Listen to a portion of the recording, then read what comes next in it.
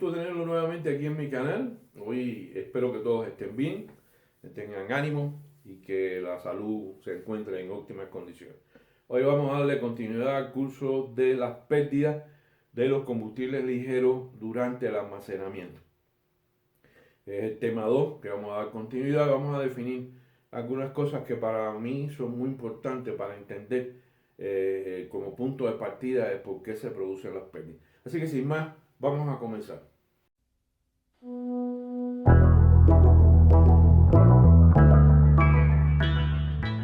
Como concepto fundamental hay que entender que la volatilidad es la propiedad o la característica de los combustibles ligeros que facilita la combustión de los mismos. Esto es importante tenerlo. Hay algunos aromáticos, muy particularmente, que no son exactamente combustibles, pero son productos de petroquímica que no están destinados a la combustión específicamente, pero sí desprenden volátiles y que los componen como parte de su estructura molecular y su contenido de carbono en el mismo. Las pérdidas, y esto también es importante entenderlo, las pérdidas por evaporación, mientras mayor volatilidad tenga un combustible o un líquido en particular, pues mayor será la tendencia a presentar pérdidas durante el almacenamiento. Hay dos tipos de pérdidas, pero no me quiero, básicamente no quiero entrar en eso en estos momentos, porque no es el objetivo de este tema. Ahora, lo que sí es importante entender que las pérdidas son una función de la volatilidad y la temperatura. O sea, si un combustible es muy volátil, tiene altos contenidos volátiles, vamos a ver un poco de eso ahora, pues mientras más sea la temperatura, mayor sea la temperatura, pues la volatilidad va a manifestarse de mayor manera y mayores pérdidas se van a presentar. Esto es muy importante. Las pérdidas son una función de la volatilidad del combustible de que se trate y de la temperatura. Ahora, ¿cómo sabemos si un combustible puede ser más volátil o menos volátil? Hay dos análisis que definen prácticamente cuál es la volatilidad de un combustible. En primer lugar, la que se conoce como presión de vapor Rey.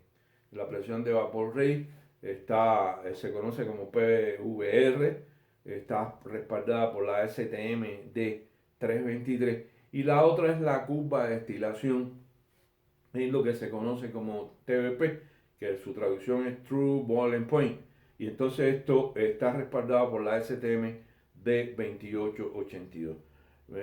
Normalmente en las refinerías, cuando se recibe un crudo nuevo o sistemáticamente, ocasionalmente cuando se requiere, en la TBP es un equipo muy bien preparado que semeja una torre de destilación y se hace el destilado del crudo, se sacan los cortes por temperatura y se define en este caso también cuál van a ser los más volátiles o los menos volátiles de acuerdo a las características de ese crudo. Veamos un poquito el tema.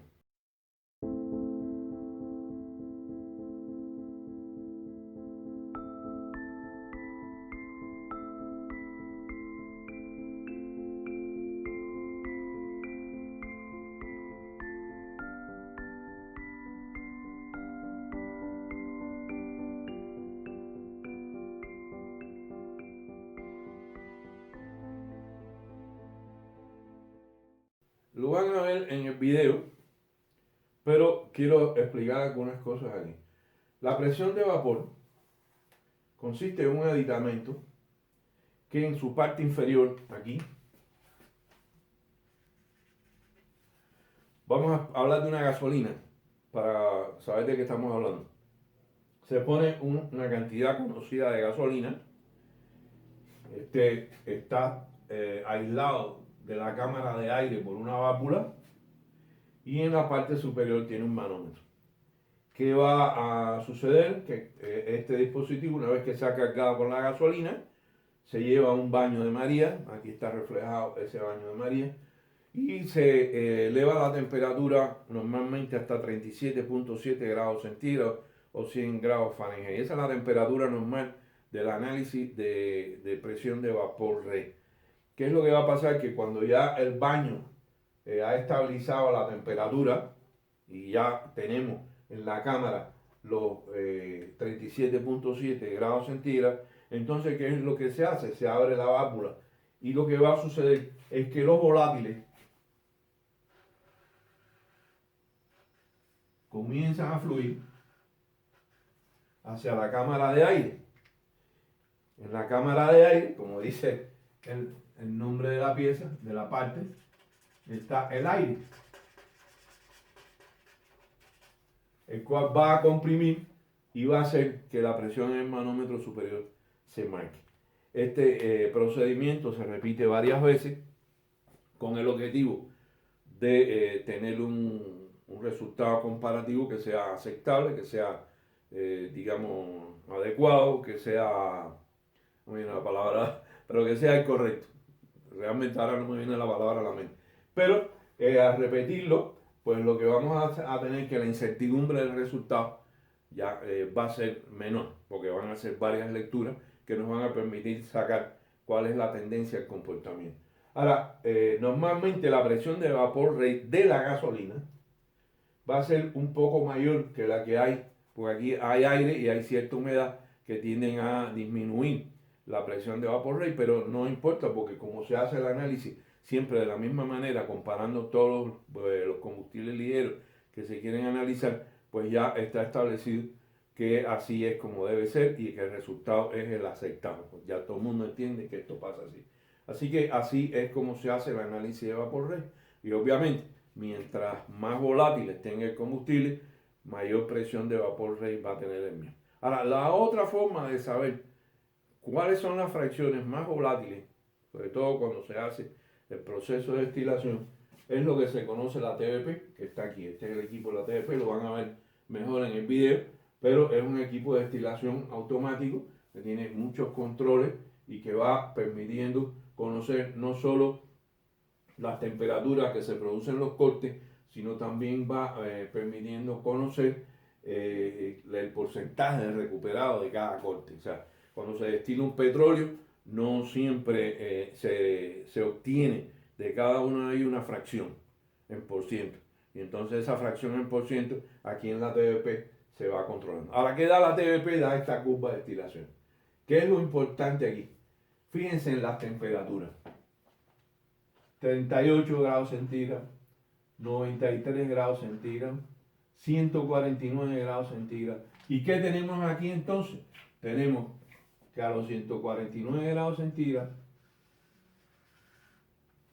ya se han destilado los butanos y ligeros, gases ligeros, la nafta ligera, unas cantidades de gasolina, aunque no está reflejada aquí, está reflejada como nafta, la nafta pesada, y a partir de ese punto, pues vamos a tener entonces el queroseno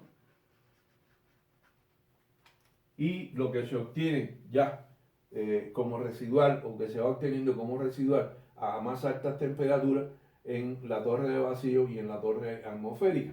Entonces, ¿qué nos da esto? Esto nos dice lo siguiente. Dice, el primer corte va a ser carbono de C1 a C4, que eso va a ser para el gas licuado de petróleo, con una temperatura menor de 15 a 55 grados centígrados. En el segundo corte va a ser de carbono 5 a carbono 9, con una temperatura entre 15 y 55 grados centígrados y 79,4 grados centígrados. Pero fíjense que no son temperaturas altas. Quiere decir que si este combustible se almacenara, se obtuviera y se almacenara a 79 grados centígrados, ya estaría, o antes, ya estaría desprendiendo vapores. Y esto es sumamente importante. Si seguimos así, lo van a poder ver en el video, pues entonces tendríamos que las naftas serían de C5 a C10 y estarían a 176 grados centígrados, la nafta más pesada, pero vamos a tener naftas ligeras que salen a 79,44. Bueno, con este análisis, nosotros lo que llegamos a saber exactamente cuáles son los componentes más volátiles del crudo que se está destilando o del combustible que ya es un resultado de una destilación, pero que se está almacenando. Y la idea debe ser la siguiente. Si está almacenado y tiene volátiles, con la temperatura ambiente y las condiciones atmosféricas, depende de dónde esté almacenado, pues pueden haber entonces emisión de volátiles, pueden haber evaporaciones de esos volátiles y eso es lo que ocasiona la pérdida durante el almacenamiento.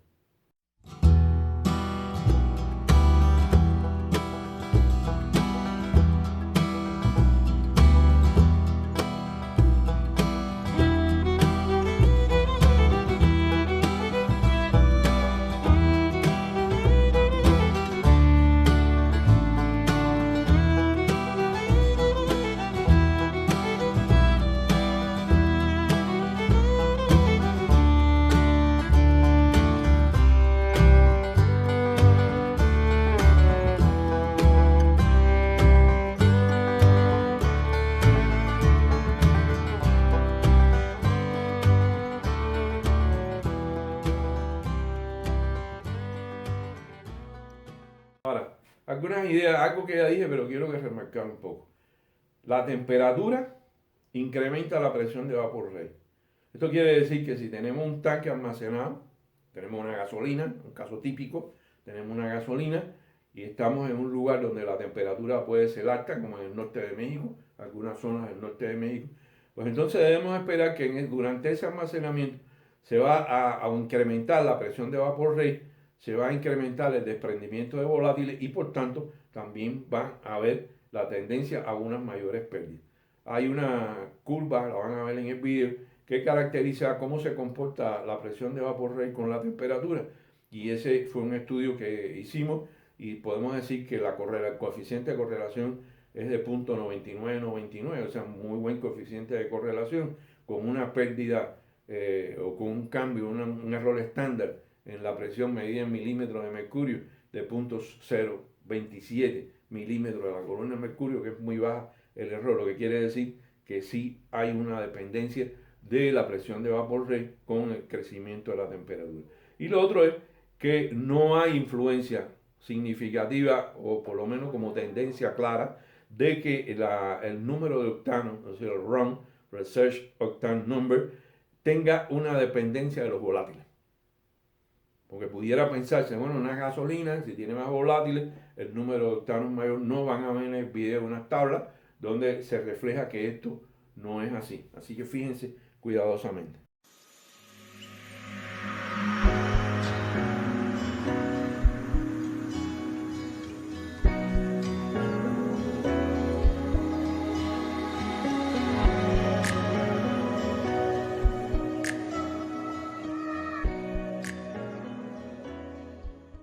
Otro aspecto que quiero mencionar son algunas influencias. Por ejemplo, para mejorar el número de octanos y que sea más económico, se está utilizando etanol. Etanol al 10, etanol al 15%, básicamente, no más. Estamos hablando, aunque se puede utilizar el anhidro, estamos hablando de etanol absoluto, o sea que no tiene ningún contenido de agua. Pero hay que decir que el etanol sí no tiene una influencia en la presión de vapor rey, por lo menos no una influencia marcada, pero sí tiene una influencia en el número de octanos. Entonces, no se puede pensar que si estamos aplicando etanol a la gasolina, pues estamos mejorando la presión de vapor rey, sino que sencillamente lo que estamos mejorando es el número de octanos. Pero los volátiles de la gasolina, pues no se modifican sistemáticamente, pueden permanecer igual de acuerdo a la calidad de la gasolina. Igual que hay una influencia del etanol, porque también se está mezclando con diésel y el etanol, pero aquí sí la influencia es muy marcada en los siguientes aspectos. O sea, el etanol no mejora el número de cetano, al contrario, tiende a bajar el número de cetano y lo tiende a bajar de manera significativa. Pero también lo que sí sucede es que baja la temperatura de inflamación.